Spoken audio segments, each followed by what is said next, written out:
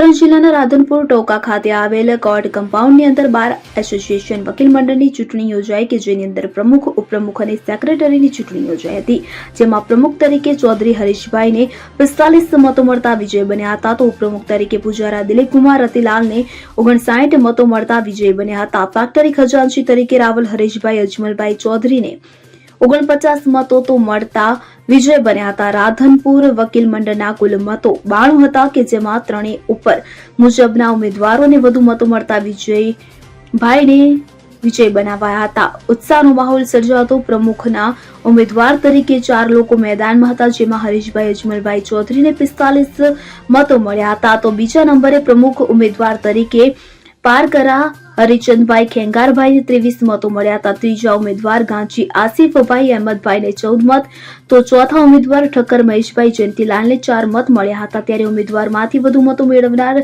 ચૌધરી હરીશભાઈ અજમલભાઈને વિજય થયો હતો। પ્રમુખ તરીકે 92 માંથી 86 નું મતદાન થયું હતું કે જેની અંદર દિલીપકુમાર રતિલાલ પૂજારાને 59 મતો મળ્યા હતા।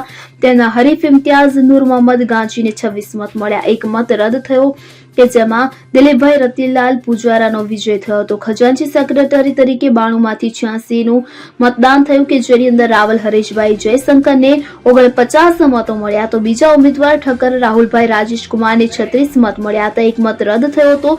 તો રાધનપુર બાર એસોસિએશનના પ્રમુખ તરીકે ચૌધરી હરીશભાઈ અજમલભાઈનો વિજય થયો। પ્રમુખ તરીકે દિલીપકુમાર રતિલાલ પૂજારાનો વિજય થયો। ખજાનચીથી ફેક્ટરી તરીકે રાવલ હરીશભાઈ જયશંકરનો વિજય થયો હતો। વકીલ મંડળની અંદર ઉત્સાહનો માહોલ છવાયો હતો।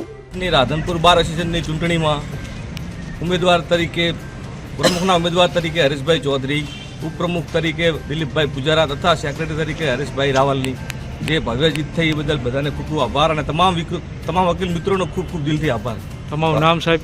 કિશોરભાઈ રાવલ, પૂર્વ ઉપપ્રમુખ રાધનપુર। ભારત 25ની રાધનપુર બાર એસોસિએશનની ચૂંટણીમાં આજે ભાઈ શ્રી હરીશભાઈ ચૌધરી, ભાઈ શ્રી દિલીપભાઈ પૂજારા અને ભાઈ શ્રી કિશોરભાઈ રાવલ, હરીશભાઈ રાવલ ઉપપ્રમુખ તરીકે, પ્રમુખ તરીકે ભાઈ શ્રી હરીશભાઈ ચૌધરી અને ઉપપ્રમુખ દિલીપભાઈ પૂજારાને ભવ્ય વિજય થયો છે અને અમે બધા એમને અભિનંદન આપીએ છીએ।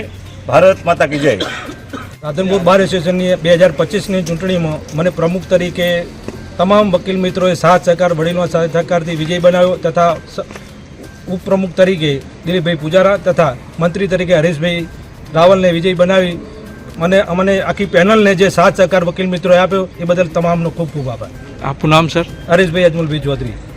વસંત કડિયા સાથે સીન 24 ન્યૂઝ પાટણ। હવે જુઓ દેશ દુનિયાની તમામ ખબરો તમારી આંગળીના ટેરવે। ઉઠાવો મોબાઈલ અને ગૂગલ પ્લે સ્ટોર પરથી ડાઉનલોડ કરો અમારી CN24 ન્યૂઝ મોબાઈલ એપ।